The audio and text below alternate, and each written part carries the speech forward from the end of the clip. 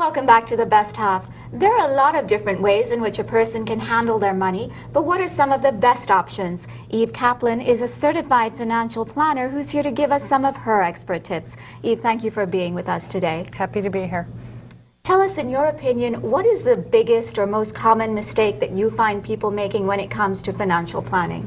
Well, I think people tend to underestimate how much they need in retirement. So basically, Americans are not saving enough. You know, we hear so much about people having to put off their retirement and hold off because they need to save more money. They haven't achieved that by the age of, 50 or 60 when people generally retire. Right. So what is the right age to start saving? The right age to start saving is as soon as possible, and not think about this as something that you start in your 50s or 60s. You really need to start setting aside money for college and retirement even when you're in your 20s and 30s. Mm-hmm. And tell me, are there differences between the types of planning that women need to look into versus what men are looking for? There are some differences. I mean, we talked about the fact that Americans generally don't save enough. That's a particular problem for women, actually, because women tend to earn less than men.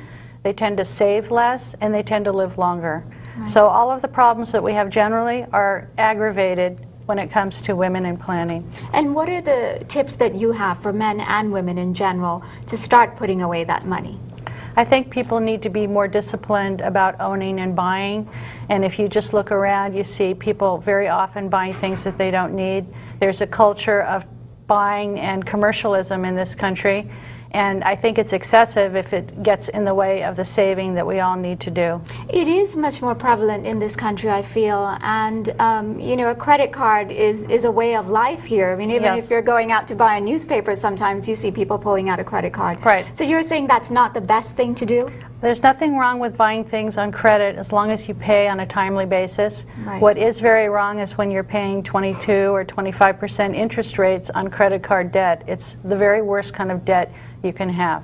And talk a little bit about college saving plans, because when you do have a family, that's something that people think about. I know I have 3 young kids, so it's certainly, very uppermost in my mind. Well, I'd like more people to think about it and to be starting early in terms of saving when the children are younger. Mm-hmm. And we have 529 plans in this country. You can set them up in any state. Some states give a tax deduction, so there's an incentive. It's a great way to save for college, and it's a great way to bring grandparents and other relatives in who want to help with the savings, because once the money goes in, it grows tax-free. Mm-hmm. There's no consequence. Mm-hmm.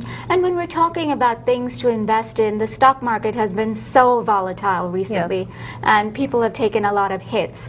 Is that something that people needs to sort of look into in that respect?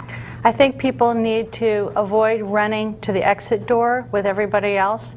You want to buy low and sell high, and I realize it's easier said than done, but the best strategy is to buy and to hold and to keep adding through savings. The very worst strategy is to become upset, freaked out, run for the exits along with everybody else, and end up selling low. And I think part of the key is also not to sort of look at these investments as a short-term thing, but something to sort of look into as going over a lifetime, basically. Exactly, because the plans that I create, for example, for my clients, and this is central to financial planning generally, sometimes they go for 30, 40, or 50 years. So it doesn't matter if we have a bad stock market for 6 months. It has absolutely no impact on a 50-year plan or a 40-year plan. Who are the types of people that you generally have coming to you? I work with couples very often, and I work with a lot of single women. Single because they're divorced or widowed very typically. Yeah. And in that instance, women generally tend to be more insecure about what they know about financial planning. And that's actually a good thing, because they're more receptive very often to getting advice from someone like me who does it 24/7. And what sort of advice do you give to them and novices who don't have too much experience with stock markets and investments in general? We take it very slowly, but I'm not trying to teach them everything that I know, because I've been doing this for 25 years. I'm trying to actually build a relationship of trust so they can be relaxed about having me make decisions which are in their best interest. Right. And I think the key really is to sort of go out there and experience a little bit, gain knowledge, because knowledge is always information when it comes to this type of thing. It's best to be well-informed. A well-informed client is a better client for me than someone who knows nothing, but it's a process over time. Excellent advice, Eve. Thank you for being with us today. And when we come back, Dr. Ronnie will show us all about skincare on a budget.